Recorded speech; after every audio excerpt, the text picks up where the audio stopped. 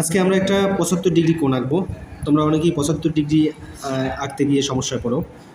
75 degree কোণ আঁকতে হলে প্রথমে আমাকে 90 ডিগ্রি কোণ আঁকতে হবে। 90 ডিগ্রি কোণ আঁকার জন্য আমি একটা প্রথম সরলরেখা নিলাম, তারপর সরলরেখা এবি নিলাম। এবি এর এ বিন্দুতে আমরা প্রথমে 90 ডিগ্রি একটা কোণ আঁকবো।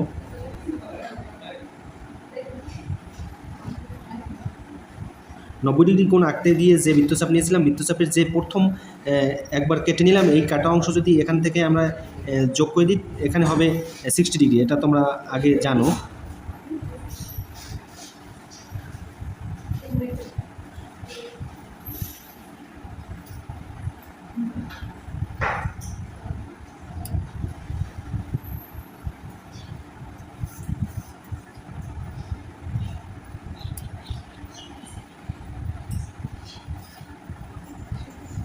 প্রথমে আমরা 90 ডিগ্রি আঁকলাম।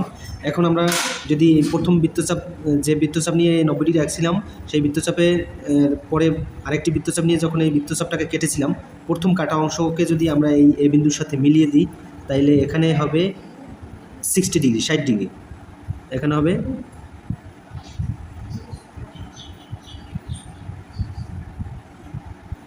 60 ডিগ্রি।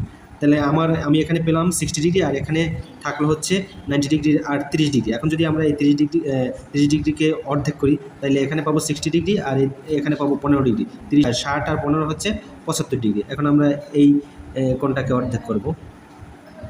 যে কোনো ব্যাসার্ধ নিয়ে আমরা এখানে দুটো বৃত্তচাপ আঁকবো, এই বিন্দু থেকে একটা, আর হচ্ছে এই বিন্দু থেকে একটা।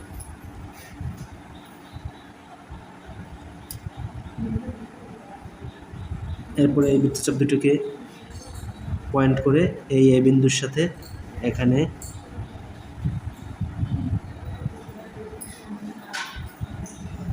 মিলিয়ে দেব।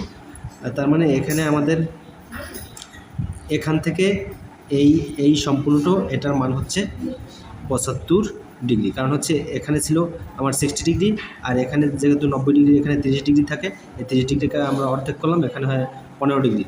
তার মানে এখানে ছিল 60 ডিগ্রি, আর এই 15 ডিগ্রি, মোট হইল 75 ডিগ্রি। ধন্যবাদ সকলকে।